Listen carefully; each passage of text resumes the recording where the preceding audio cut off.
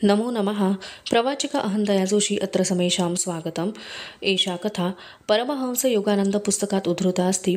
कथायाः नाम अस्ति पूज्य माताजींशी झालेली मुलाखत। अस्तु तर्हि आरंभं कुर्मः। पूज्य माताजी, अगदी लहानपणीच आपल्या अवतारी यजमानांकडून मी पावन झालो होतो। ते माझ्या पित्याचे व माझे स्वतःचे गुरु, जे श्री युक्तेश्वरजी यांचे गुरु होते। आपल्या पवित्र जीवनातील काही थोडे प्रसंग ऐकण्याची माझी इच्छा आहे, तर ते मला सांगाल काय? लाहिरी महाशयांच्या जीवनसाथी श्रीमती काशीमणी यांना उद्देशून मी बोलत होतो।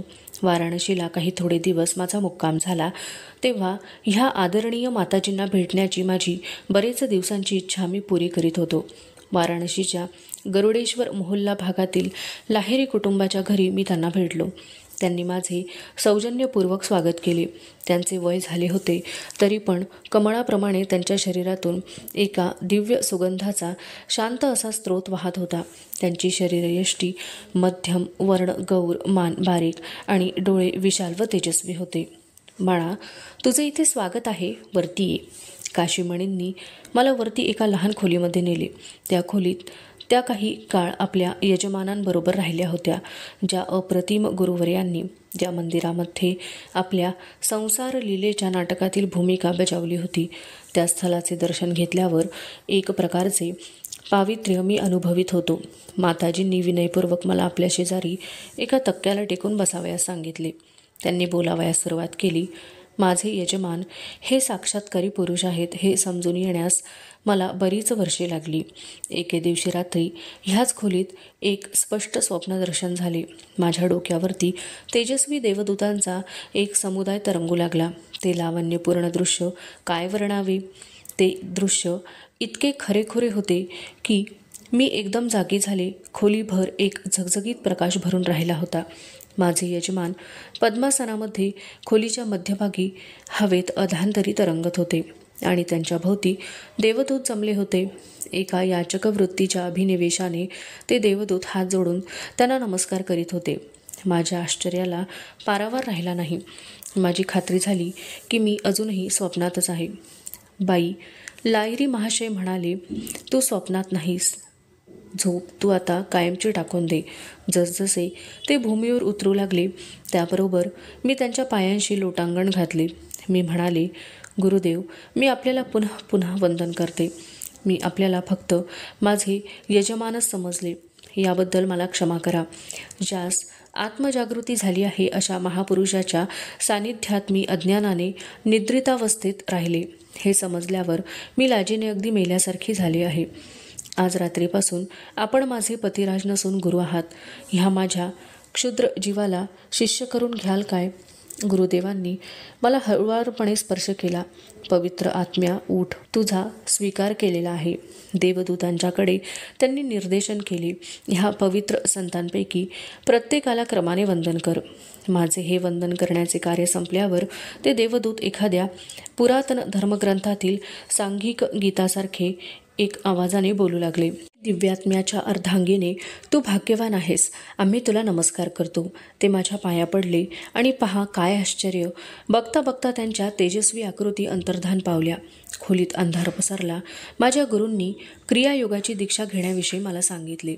मी उत्तर दिले, जरूर, आतापर्यंत आयुष्यात ती दीक्षा मी घेतली नाही, याचे मला वाईट वाटते। वेळ पक्व झाली नव्हती। लाहिरी महाशयांनी स्मितपूर्वक समाधान केले, तुझ्या पुष्कळशा कर्मांचा क्षय करण्यात मी मदत केली आहे। आता तुला इच्छा झाली आहे व तुझी तयारीही झाली आहे। त्यांनी माझ्या कपाळाला स्पर्श केला। प्रकाशाची वलयान पाठीमागून वलये डोळ्यांसमोर आली। हा प्रकाश हळूहळू आकुंचित व्हावयास लागून त्याचे एका निळसर वर्णाच्या पारदर्शक आध्यात्मिक नेत्रामध्ये रूपांतर झाले। त्या नेत्राभोवती सोनेरी वर्तुळाची किनार होती आणि त्या नेत्राच्या केंद्रभागी एक श्वेतवर्णी पंचकोनी तारा होता। त्या ताऱ्यामधून अनंतत्वाच्या साम्राज्यामध्ये तुझी जाणीव तू भेदून ने। माझ्या गुरुदेवांच्या आवाजामध्ये एक नवीन अशी दूरवरच्या संगीतासारखी मृदू अशी वाणी ऐकू आली। माझ्या आत्मरूपी किनाऱ्यावर दृश्यांमागून दृश्ये समुद्रावरील लाटांसारखी आदळू लागली। हे सर्व बाजूंचे समग्र देखावे अखेर एका अत्यानंदाच्या समुद्रात वितळू लागले. त्या उसळणाऱ्या दिव्यानंदात मी बुडून गेले. काही तासांनी जेव्हा मला त्या जगाची जाणीव पुनरपी झाली, तेव्हा गुरुदेवांनी मला क्रियायोगाचे तंत्र शिकविले. त्या रात्रीनंतर लाहिरी महाशय कधीही माझ्या खोलीत झोपले नाहीत. त्यानंतर ते कधीही झोपलेच नाहीत. ते नेहमी तळमजल्यावर दर्शनी खोलीमध्ये आपल्या शिष्यांच्या मेळाव्यात रात्रंदिवस बसलेले असत. माताजीनंतर बोलावयाच्या थांबल्या. त्या उन्नत योगी राजांशी त्यांचे असलेले हे निकटवर्ती वैयक्तिक नाते लक्षात घेऊन मी शेवटी त्यांना आणखी काही आठवणी विचारण्याचे धाडस केले. बेटा, तू हावरा आहेस. बरे, आणखी एक गोष्ट मी तुला सांगते. त्यांनी लाजून स्मित केले. आता माझ्या पती गुरुदेवांशी वागण्यात मी जे एक पातक केले ते तुला सांगून टाकते. त्या सांगू लागल्या, मी दीक्षा घेतल्यानंतर बऱ्याच महिन्यांनी मला एकाकी व निराधारसे वाटू लागले. एके दिवशी सकाळी लाहिरी महाशय त्या लहानशा खोलीत काही एक वस्तू घेण्याकरता आले. मी त्यांच्या पाठोपाठ गेले. मायेने पछाडल्यामुळे मी त्यांना थोडे रागाने बोलले. तुम्ही सारा वेळ आपल्या शिष्यमंडळीत घालवता. तुम्हाला बायका मुलांची काही काळजी आहे की नाही? संसाराकरता जास्त काही मिळवण्याची काही खटपट तुम्ही करीत नाही. याबद्दल मला फार खेद होतो. गुरुदेवांनी माझ्याकडे फक्त एक दृष्टिक्षेप केला आणि काय नवल ते एकदम दिसेनासे झाले. मी भ्याले, आश्चर्याने स्तंभित झाले. खोलीच्या प्रत्येक भागातून एक आवाज घुमून बाहेर येऊ लागला. हे सगळे शून्य आहे. तुला समजत नाही काय? मी जेथे शून्य आहे तेथे मी तुझ्याकरता पैसा कसा उभारू? गुरुजी, मी लाख वेळा आपली क्षमा मागते. माझ्या पातकी डोळ्यांना आपण दिसेनासे झाला. पवित्र अशा आपल्या दृश्य स्वरूपात प्रगट व्हा. मी येथे आहे. माझ्या डोक्यावरून असे उत्तर आले. मी वर पाहिले. गुरुजी हवेमध्ये स्थूल देह धारण करीत होते. त्यांचे डोके तक्तपोशीला स्पर्श करीत होते. त्यांचे डोळे खदिरांगारासारखे पाहणाऱ्याला अंध करीत होते. मी अगदी घाबरून गेले आणि जेव्हा ते जमिनीवर शांतपणे उतरले तेव्हा त्यांच्या पायांशी बसून मी रडू लागले. बाई, ते म्हणाले, दैवी संपत्तीच्या पाठीमागे लाग. ऐहिक संपत्ती ही कवडी मोल आहे. आंतरिक संपत्तीचा खजिना एकदा मिळवल्यावर आवश्यक गोष्टींचा पुरवठा तुला आपोआप केला जाईल व हे तुझ्या ध्यानातही येईल. ते पुढे म्हणाले, आध्यात्मिक मार्गावरील माझ्या लेकरांपैकी एक तुझी सोय करील. आणि माझ्या गुरुदेवांचे शब्द अगदी सहजपणे खरे ठरले. त्यांच्या एका शिष्याने आमच्या संसाराकरता बऱ्याच अशा रकमेची सोय करून दिली. हे आश्चर्यकारक अनुभव सांगितल्याबद्दल मी काशीमणींचे मनपूर्वक आभार मानले. दुसऱ्या दिवशी पुन्हा मी त्यांच्या घरी गेलो व कित्येक तास तीनकौरी व दुकौरी लाहिरी यांच्या समवेत तत्त्वज्ञानविषयक चर्चेत घालविले. भारताच्या ह्या महान योग्याचे हे दोन साधुपुत्र आपल्या वडिलांच्या ध्येयानुसार चालले. दोघेही गोरेपान, उंच, सुदृढ, भरपूर दाढी असलेले असे होते. त्यांच्या आवाजात मार्दव होते आणि त्यांच्या वागण्यात खानदाणीपणा होता. लाहिरी महाशयांची बायको ही त्यांची एकच शिष्या होती असे नव्हे, त्यांच्या शेकडो शिष्या होत्या. माझी आई ही त्यात एक होती. एकदा एका शिष्य महिलेने गुरुजींपाशी त्यांचे एक छायाचित्र मागितले. त्यांनी तिला एका छायाचित्राची प्रत दिली व ते म्हणाले, आपत्तीच्या प्रसंगी त्या फोटोने तुझे संरक्षण होईल असा तुझा विश्वास असेल तर त्याचा तसा उपयोग होईल, नाहीतर तो एक साधा फोटोच ठरेल. पुढे काही दिवसांनी एकदा ती महिला व लाहिरी महाशयांची सून अशा दोघी भगवद्गीतेचा अभ्यास टेबलापाशी बसून करीत होत्या. त्या टेबलाच्या पाठीमागे भिंतीवर गुरुजींचा फोटो लावून ठेवलेला होता. इतक्यात एकदम हवेत जोराचे वादळ सुरू झाले. विजांचा चमचमाट सुरू झाला. त्या स्त्रिया घाबरून गेल्या. गुरुजींच्या तसबिरीस वंदन करून म्हणाल्या, लाहिरी महाशय, आमचे रक्षण करा. विजेचा चमचमाट होऊन ती त्या टेबलावर पडली व पुस्तक जळून खाक झाले. पण त्या दोघी शिष्य महिलांना काहीही दुखापत झाली नाही. मला असे वाटले की त्या पोळून टाकणाऱ्या उष्णतेने आम्हाला काही इजा देऊ नये म्हणून बर्फाचा जणू एक थर आमच्या भोवती गुंडाळलेला आहे, त्या शिष्य महिलेने सांगितले. लाहिरी महाशयांची अभया नावाची एक शिष्या होती. तिच्या संबंधाने त्यांनी 2 चमत्कार करून दाखविले. तिचे यजमान कलकत्त्याला वकील होते. ते दोघे एकदा गुरुजींना भेटण्याकरता वाराणसीत जाण्यास निघाले. निघण्याच्याच वेळी रहदारी फार असल्याकारणाने त्यांच्या गाडीला पुढे सरकायला विलंब लागला. ते कलकत्त्यामधील हावडा स्टेशनला पोहोचले न पोहोचले तोच वाराणसीची गाडी निघण्याच्या तयारीत होती. गाडी सुटण्याची शिट्टी फक्त त्यांनी ऐकली. तिकीट ऑफिसच्या जवळ अभया आपली निमूटपणे उभी राहिली होती. लाहिरी महाशय, मी आपली प्रार्थना करते, आपण गाडी रोखावी. तिने मनातल्या मनात प्रार्थना केली. आपले दर्शन घेण्याकरता आता आणखीन एक दिवस वाट पाहावी लागेल. त्या विलंबाच्या यातना मला सहन करवणार नाहीत. फुसफुस करणाऱ्या त्या आगगाडीची चाके जागच्या जागीच फिरत राहिली, पण पुढे काही सरकेनात. हा चमत्कार पाहावयास इंजिनियर आणि उतारू प्लॅटफॉर्मवर उतरले. एक इंग्लिश रेलरोड गार्ड अभया व तिचा नवरा जेथे उभे होते तेथे आला. आपल्या शिरस्त्याच्या विरुद्ध त्या गार्डने आपणहून त्यांना मदत करण्याची इच्छा दर्शविली. तो म्हणाला, बाबू, मला पैसे द्या, तुम्ही गाडीत बसायला लागा, मी तुमची तिकिटे आणतो. जेव्हा ते जोडपे गाडीत बसले व त्यांना तिकिटे मिळाली तेव्हाच गाडी पुढे सरकली. घाईघाईत इंजिनियर व उतारू आपापल्या जागी कसे तरी गाडीत चढले. गाडी का थांबली होती व ती आता पुन्हा कशी सुरू झाली हे कोणासही उमजले नाही.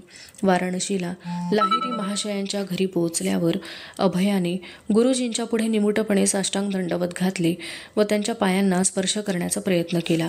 ते म्हणाले, अभया, शांत रहा. मला त्रास द्यायला तुला काय गंमत वाटते? जणू काय तुला दुसऱ्या गाडीने येता आले नसते. अशाच एका संस्मरणीय प्रसंगी अभया लाहिरी महाशयांना जाऊन भेटली. ह्या प्रसंगी तिला त्यांची मध्यस्थी गाडी थांबविण्याकरता नको असून एका वेगळ्या कारणाकरताच, एका अर्भकाकरिता पाहिजे होती. महाराज, मी विनवणी करते, माझं हे 9वे मूल जगो. ती म्हणाली, मला 8 मुलं झाली, पण ती सगळी जन्मल्यानंतर लवकरच वारली. गुरुजींनी स्मित करून सहानुभूती दाखवली. आता तुला जे मूल होईल ते जगेल. मी सांगतो ते नीट ऐक. तुला मुलगी होईल. रात्रीच्या वेळी तिचा जन्म होईल. हे पहा, समई किंवा तेलाची पणती अगदी पहाटेपर्यंत तू तेवत ठेव. झोपी जाऊ नकोस आणि पणती मालवू देऊ नकोस. अभयाला मुलगी झाली.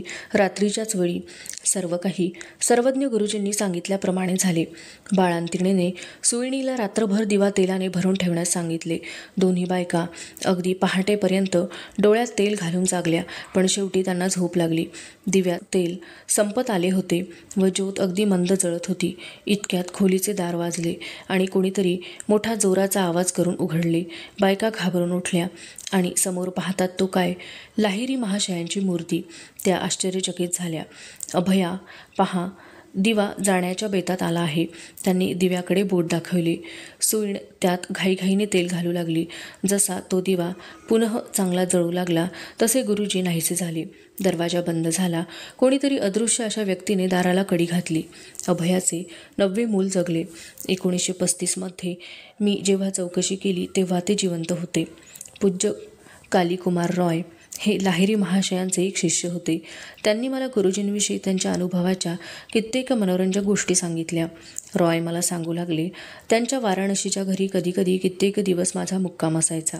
रात्रीच्या वेळी कितीतरी संत मंडळी दंडी स्वामीसारखी त्यांच्याकडे येत. ती त्यांच्या पायांशी बसलेली मी पाहिली आहेत. कधीकधी त्यांची ध्यानाच्या विषयावर व तत्त्वज्ञानावर चर्चा चाले आणि पहाटेच्या वेळी ही सगळी महंत मंडळी जावयास निघत. माझा तेथे मुक्काम असे तोपर्यंत लाहिरी महाशयांना मी झोपण्याकरता पडलेले म्हणून कधीही पाहिलेले नाही.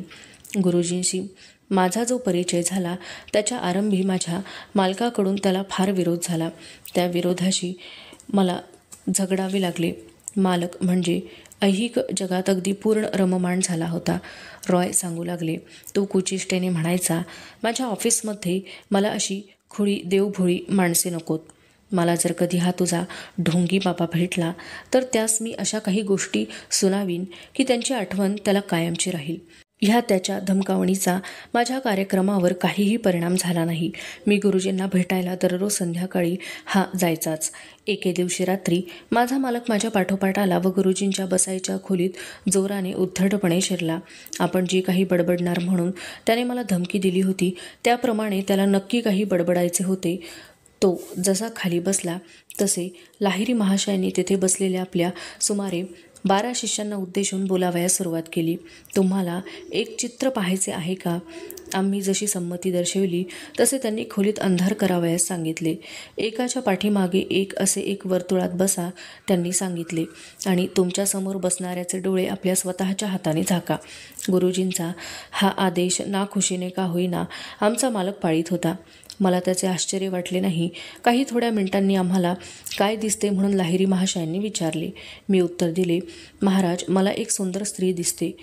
ती एक लाल किनारीची साडी नेसली आहे व ती हत्तीच्या कानाएवढ्या पानांच्या झाडाशेजारी उभी आहे.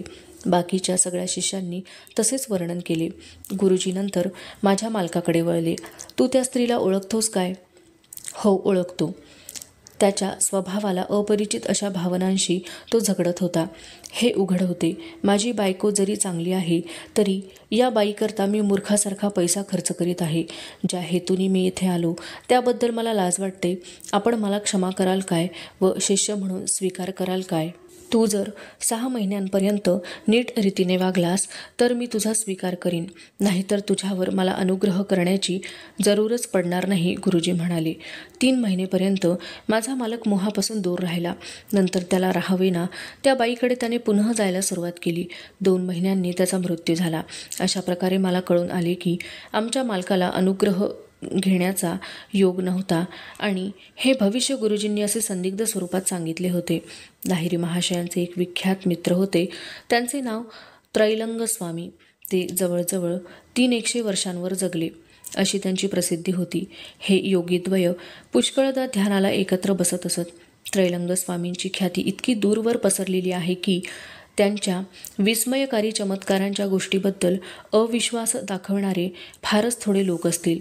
जर येशू ख्रिस्त आज पुनः भूलोकावर उतरला आणि न्यूयॉर्कच्या गजबजलेल्या रस्त्यातून चालू लागला आणि आपल्या दिव्य सामर्थ्याने चमत्कार करून दाखवू लागला तर लोकांमध्ये जेवढा त्याच्याबद्दल भीतियुक्त आदर निर्माण होईल तेवढाच भीतियुक्त आदर जेव्हा त्रैलंग स्वामी काही वर्षांपूर्वी वाराणसीच्या गल्लीमधून हिंडू फिरू लागत तेव्हा वाराणसीवासियांच्या मनामध्ये निर्माण होत असे.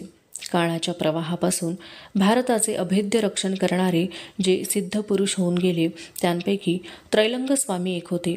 पुष्कळदा स्वामीजी जहाल विष प्राशन करीत असताना दिसत असत व त्या विषाचा त्यांच्यावर कोणत्याही प्रकारचा अनिष्ट परिणाम घडून आलेला दिसत नसे. त्रैलंग स्वामींना गंगेच्या प्रवाहावर तरंगत असताना हजारो लोकांनी पाहिलेले होते व त्यांपैकी काही आज हयात आहेत. पाण्यावर ते कित्येक दिवस बसून राहत किंवा पाण्यामध्ये बराच वेळ लपून राहत. काशीच्या मणिकर्णिका घाटावर तळपत्या प्रखर उन्हामध्ये शरीराला फोड यावेत इतक्या तापलेल्या फरशीवर स्वामीजी बसून राहत व हे दृश्य त्यावेळी सर्वांच्या पाहण्यातले होते. असे चमत्कार करून दाखवण्यात त्रैलंग स्वामींचा असा हेतू होता की मनुष्याचे जगणे हे केवळ ऑक्सिजनवर अवलंबून नसून किंवा काही आवश्यक गोष्टींवर किंवा काही गोष्टी टाळण्यावर ते अवलंबून नाही हे लोकांना कळावे. ते महायोगी पाण्यात असोत किंवा पाण्यावर असोत किंवा त्यांचे शरीर प्रखर तळपत्या उन्हाला दाद देत असो किंवा नसो, त्यांनी आपण दैवी जाणीवेवर चिदशक्तीवर जगत आहोत हे सिद्ध केले. मृत्यू त्यांना स्पर्श करू शकला नाही. हे योगीराज केवळ आध्यात्मिकदृष्ट्या मोठे होते असे नव्हे तर शरीराने सुद्धा ते मोठे होते. त्यांचे वजन 300 पौंडांवर होते. जितकी वर्षे त्यांचे आयुष्य तितके पौंड त्यांचे वजन. आयुष्याच्या प्रत्येक वर्षाला 1-1 पौंड वाढ आणि त्यात ते क्वचितच खात. त्यामुळे ते कोडे अधिकच बिकट व्हायचे. तथापि जो सिद्ध पुरुष असतो तो काही एका विशिष्ट कारणाकरता आणि जेव्हा तो तशी इच्छा करतो त्यावेळी शरीरविज्ञानशास्त्राचे सर्वसाधारण नियम गुंडाळून ठेवतो. हे विशिष्ट कारण बहुधा इतके सूक्ष्म असते की ते त्यांना समजते.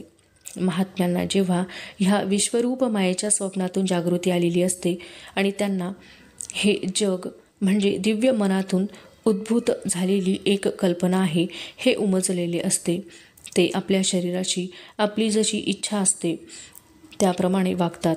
कारण त्यांना हे पूर्ण माहीत झालेले असते की शरीर हे शक्तीचे स्थगित किंवा गोठलेले रूप आहे व त्या शरीराला ते वाटेल तो आकार देऊ शकतात. पदार्थ विज्ञानाचे शास्त्र आज जरी कबूल करीत असले की वस्तुजात म्हणजे गोठलेली किंवा स्थूल रूप पावलेली ऊर्जा किंवा शक्तीच होय, पण जे योगी प्रगत असतात ते ह्या तात्विक सिद्धांताचे प्रत्यक्षीकरण वस्तुमात्रावर स्वामित्व मिळवून करून दाखवतात.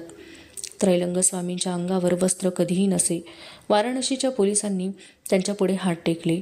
इडन बागेमधील आदिमानव जो आदम त्याच्याप्रमाणे ह्या दिगंबर स्वामींना आपल्या नग्नत्वाची कधीच जाणीव नसे, पण पोलिसांना त्यांच्या नग्नत्वाची जाणीव असल्याने त्यांनी त्यांना सरळ तुरुंगात टाकले. तुरुंगात ठेवल्यावर सगळीकडे गोंधळ उडाला. त्रैलंग स्वामींचे अवाढव्य शरीर अगदी सगळेच्या सगळे तुरुंगाच्या छपरावर दिसू लागले. त्यांच्या कोठडीला चांगले भरभक्कम असे कुलूप लावलेले होते व त्यातून ते कसे निसटले हे कोणाला कळेना. कायद्याच्या अंमलदारांमध्ये आता काही उत्साह उरलाच नव्हता, पण त्यांनी परत आपले कर्तव्य बजावायला सुरुवात केली. स्वामीजींच्या कोठडीपुढे ह्यावेळी त्यांनी एक पहारेकरी ठेवून दिला. शक्तीने पुनः युक्तीच्या पुढे माघार घेतली. लवकरच योगीराज छपराच्या वर स्वच्छंदपणे येरझारा घालत असताना दिसून आले. न्यायदेवता ही आंधळी असते. त्रैलंग स्वामींच्या बाबतीत फजित झालेल्या पोलिसांनी तिचे अनुकरण करावयाचे ठरवले. हे महायोगी नेहमी मौन आचरित. त्रैलंग स्वामींचा चेहरा गोल असून पोट फार मोठे, एखाद्या पिपासारखे होते. त्रैलंग स्वामी मधून कधीतरी खात. कित्येक आठवडे ते अन्ना वाचून राहत. मग भक्तांनी दिलेल्या दह्याच्या कावडीत ते खाऊन फस्त करीत व आपले उपोषण सोडीत. एका संशयी माणसाने त्रैलंग स्वामी हे ढोंगी आहेत असे दाखवायचे एकदा ठरवले. त्याने एक बादली चुन्याने भरून, जो रंग सफेदी करता भिंतींना लावतात त्याने भरून स्वामीजींच्या पुढे ठेवली. लटका आदर दाखवून तो नास्तिक म्हणाला, महाराज, हे मी आपल्याकरता दही आणले, तर हे कृपेने प्राशन करा. त्रैलंग स्वामींनी काकू न करता तो धगधगणारा चुना शेवटच्या थेंबापर्यंत पिळून टाकला. थोड्याच मिनिटांनी तो पापी मनुष्य वेदनेने ओरडत जमिनीवर पडला. तो ओरडू लागला, स्वामी महाराज, वाचवा वाचवा, माझ्या पोटात आगीचा डोंब उठला आहे. माझ्या दुष्कृत्याची मला क्षमा करा. त्या महायोग्याने आपले नेहमीचे मौन सोडले. ते म्हणाले, चांडाळा, मला जेव्हा तू हे विष प्राशन करायला दिलेस तेव्हा तुला असे वाटले नाही की तुझा आणि माझा जीव एक आहे? मला जर हे ज्ञान नसते की प्रत्येक निर्मिलेल्या पदार्थमात्रातील अणुपरमाणूंमध्ये जसा ईश्वर भरून आहे तसाच माझ्या पोटातही तो आहे, तर ह्या चुन्याने माझा जीव घेतला असता. आता तुला ह्या बुमरँगचा दैविक अर्थ समजला असेल. आता पुनः कोणावरती असे प्रयोग करू नकोस. त्रैलंग स्वामींच्या ह्या शब्दांनी त्या पातक्याची वेदना शमली व चोरासारखा तो तिथून निघून गेला. ह्या ज्या शारीरिक वेदना उलटल्या त्या काही योगीराजांनी तसे मनात आणले म्हणून उलटल्या असे नव्हे, तर तो परिणाम न्यायबुद्धीवर आधारलेल्या एका नियमानुसार घडून आला. हा जो न्यायाचा नियम आहे त्याच्या कक्षेत सृष्टीमधील अगदी दूरवरचा सुद्धा भ्रमण करीत असलेला गोल येतो. त्या दिव्य अशा विधिनियमाचे पालन त्रैलंग स्वामींसारख्या पुरुषांना अगदी ताबडतोब घडवून आणता येते, कारण त्यांनी आपल्या मनातून अहंतेचे उलटसुलट विरोध करणारे प्रवाह पूर्णतया व कायमचे घालवून टाकलेले असतात. रुजुता किंवा सात्विक भाव याचे हे स्वयंस्फूर्त असे प्रतिपालन व मानवी व्यवहारातील कमी जास्तपणा सारखा केला जाण्याची ही जी नैसर्गिक व्यवस्था आहे त्यावर एकदा विश्वास बसला म्हणजे संसारातील मानवी व्यवहारात जो जागोजागी आपल्याला अन्याय दिसून येतो त्याबद्दल मनातील रागाचे पुष्कळसे शमन होते. त्रैलंग स्वामी आणि तो नास्तिक मनुष्य की ज्याने खुनाचे पातक केले असते त्यांच्यामध्ये जशी अनपेक्षित पद्धतीने वेदनांची धारेपालट झाली त्या पद्धतीने पुष्कळदा हा नियम कार्य करीत असतो हे ध्यानात येते. बदला घेण्याचे काम माझे आहे, मी त्याच्याबरोबर बदला घेईन, ईश्वर म्हणाला. माणसासारख्या पामराने काय सूड घ्यावा? सूड घेण्याचे यथायोग्य काम ह्या विश्वात आपोआप घडून येत असते. ज्यांची बुद्धी मंद आहे अशा माणसांचा असा हा परमेश्वरी न्याय सर्वत्र अंमल करीत असतो. ह्या सिद्धांतावर विश्वासच बसत नाही. स्वर्गीय प्रेम, सर्वज्ञता आणि अमरत्व ह्या गोष्टी धादांत खोट्या आहेत असे ज्यांना वाटत असते, ह्या सगळ्या पुराणातल्या बाष्कळ कल्पना आहेत असा निर्वाळा देऊन ते ह्या कल्पना आपल्या मनातून काढून टाकतात. अशी जी माणसे असतात की ज्यांना अशा तऱ्हेचे व्यवहार गोचर होत नाहीत, त्यांना अशा अघटित घटनांचा विस्मय वाटत नाही. ते आपले नित्याचे व्यवहार परस्पर विरोधी असे करीतच असतात, पण अखेरीस त्या बऱ्या वाईट कर्मांची वजावट होऊन त्यांच्या ठिकाणी बोध निपजतो. त्यांना ज्ञान प्राप्त करून घेण्याची जरुरी भासते. ज्यावेळी येशू ख्रिस्ताने जेरुसलेममध्ये विजयोत्साहाने प्रवेश केला त्या प्रसंगी त्याने ह्या आध्यात्मिक स्वरूपाच्या विधिनियमाच्या सर्व सामर्थ्याबद्दल निर्देश केलेला होता. त्यावेळी त्याचे शिष्य आणि माणसांचा जमाव आनंदाने स्वर्गात शांतता असो, ईश्वराचा महिमा अगाध आहे अशा आरोळ्या मारीत सुटले. तेथे हजर असलेले काही फॅरिसीस पुजारी ह्या ओंगळ प्रकाराने चिडून प्रभू येशूकडे तक्रार करू लागले की प्रभू, आपल्या शिष्यांना आवरा, त्यांना रागे भरा. पण प्रभू येशूने असे उत्तर दिले, मी जर शिष्यांना गप्प केले तर इथले दगड ताबडतोब ओरडत उठतील. फॅरिसीस पुरोहितांना येशू ख्रिस्ताने हा जो ठपका दिला त्याच्या मागे त्याला असे सांगावयाचे होते की ईश्वरी न्याय ही काही केवळ एक अलंकारिक कल्पना नाही, तर ती एक निश्चित अशी विश्वव्यापी व्यवस्था आहे. आणि ती अशी की एखाद्या शांतिप्रिय माणसाची जीभ टाळ्यापासून उपटून काढली तरी त्याला त्याची वाचा परत मिळू शकेल आणि त्याला ह्या सृष्टीरचनेच्या तळाशी संरक्षण मिळू शकेल. येशू ख्रिस्त पुढे म्हणू लागला, तुम्हाला जर शांतिप्रिय माणसाला जबरदस्तीने गप्प बसवायचे असेल तर ते शक्य नाही. एक वेळ तुम्ही ईश्वराचा आवाजच बंद पाडण्याची ईर्ष्या मनात बाळगू शकाल की ज्या ईश्वराचा महिमा हे दगडसुद्धा गातात आणि त्याचे सर्वव्यापक वर्णन करतात. माणसांनी स्वर्गामध्ये शांतीच्या प्रीत्यर्थ एकत्र जमून उत्सव वगैरे काही करू नये असा तुम्ही आग्रह धराल का? पृथ्वीवर फक्त लढाईच्याच वेळी ते एकत्र आले असता. तशावेळी त्यांनी तुम्ही एकत्वाच्या भावनेविषयी उपदेश करण्याचे मनात आणाल काय? तर मग फॅरिसीस पुरोहित हो, तर मग ह्या जगाचा जो आधारस्तंभ आहे तो उखडून टाकण्याची तुम्ही तयारी करा. पण हे पुरते ध्यानात ठेवा की ह्या सृष्टीमध्ये ईश्वरप्रणीत असा जो सुसंबद्धतेचा न्याय आहे त्याच्या काटेतोलपणाबद्दल साक्ष देण्याकरता म्हणून ही सज्जन माणसेच काय, पण ह्या जमिनीवरचे हे दगड, पाणी आणि हवासुद्धा तुमच्या विरुद्ध बंड करून उठेल. येशू ख्रिस्तासमान अशा त्रैलंग स्वामींचा माझ्या मामांच्यावर एकदा अनुग्रह झाला होता. एके दिवशी सकाळी मामांनी ह्या योगीराजांना काशीस घाटावर भक्तांच्या मेळाव्यात पाहिले. त्यांनी कसेही करून धक्काबुक्की करीत करीत त्यांच्या अगदी जवळ येऊन त्यांच्या पायांना स्पर्श करण्यात यश मिळवले आणि मामांना एकदम महदाश्चर्य वाटले. त्यांचा एक जुनाट रोग त्यांना सारखा सतावत असलेला ताबडतोब अजिबात नष्ट झाला. ह्या महान योग्याच्या सध्या हयात असा एकच शिष्य आहे व ती स्त्री आहे. त्या स्त्रीचे नाव शंकरी माईजी. ही त्रैलंग स्वामींच्या एका शिष्याची मुलगी. तिने अगदी लहानपणीच स्वामीजींकडून उपदेश घेतला होता. तिने 40 वर्षे बद्रीनाथ, केदारनाथ, अमरनाथ व पशुपतीनाथ यांच्या जवळील एका बाजूस असलेल्या हिमालयातील अनेक गुहांमध्ये वास्तव्य केले होते. ह्या ब्रह्मचारिणीचा जन्म 1826 मध्ये झाला होता. म्हणजे आज तिचे आयुर्मान 100च्या वर गेलेले आहे. पण तिचे केस अजून काळेभोर आहेत. चेहऱ्यावर अजून वार्धक्याची छटा नाही. दात अजून शाबूत व उत्साह आश्चर्य करण्यासारखा आहे. ती नेहमी एकांतात असते, पण काही 1 वर्षांनी जेव्हा मेळे भरतात तेव्हा एकांतातून बाहेर येते. ही संत स्त्री लाहिरी महाशयांना पुष्कळदा भेटत असे. तिने अशी हकीकत सांगितली की एके दिवशी ती कलकत्त्याजवळ बैरकपूर विभागात लाहिरी महाशयांच्या शेजारी अशी बसली होती आणि इतक्यात त्या खोलीत परमगुरू बाबाजी संथपणे आले आणि त्या दोघांशी त्यांनी बराच वेळ संभाषण केले. तिने आठवण करून सांगितले की त्या मृत्युंजय महात्म्याच्या अंगावर एक ओले वस्त्र होते, जणू नुकतेच ते नदीत बुचकळी मारून आले होते. काही आध्यात्मिक उपदेश देऊन त्यांनी मला आशीर्वाद दिला. त्रैलंग स्वामींनी आपले नेहमीचे मौन एका प्रसंगी सोडले होते. तो प्रसंग म्हणजे लाहिरी महाशयांचा जाहीर सन्मान करावयाच्या वेळी त्रैलंग स्वामींच्या एका शिष्याने हरकत घेतली तेव्हाचा. तो म्हणाला, महाराज, आपण स्वतः स्वामी व संन्यासी आहात, तर मग एका गृहस्थाश्रमी इसमाला आपण इतका सन्मान का देता? त्रैलंग स्वामींनी उत्तर दिले, लाहिरी महाशय म्हणजे मांजरीचे एक स्वर्गीय पिल्लू आहे.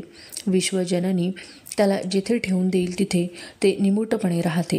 संसारी माणसाची भूमिका बजावित असताना त्यांना पूर्ण साक्षात्कार घडून आलेला आहे आणि तो साक्षात्कार मला स्वतःला प्राप्त करून घेण्याकरता मला माझ्या सर्वस्वाचा, माझ्या लंगोटीचा सुद्धा त्याग करावा लागला आहे. अधुना एषा कथा समाप्तिंगता अस्तु तर्हि पुनर्मिलामः. तावन् मंगलं भूयात्. नमो नमः. धन्यवादः.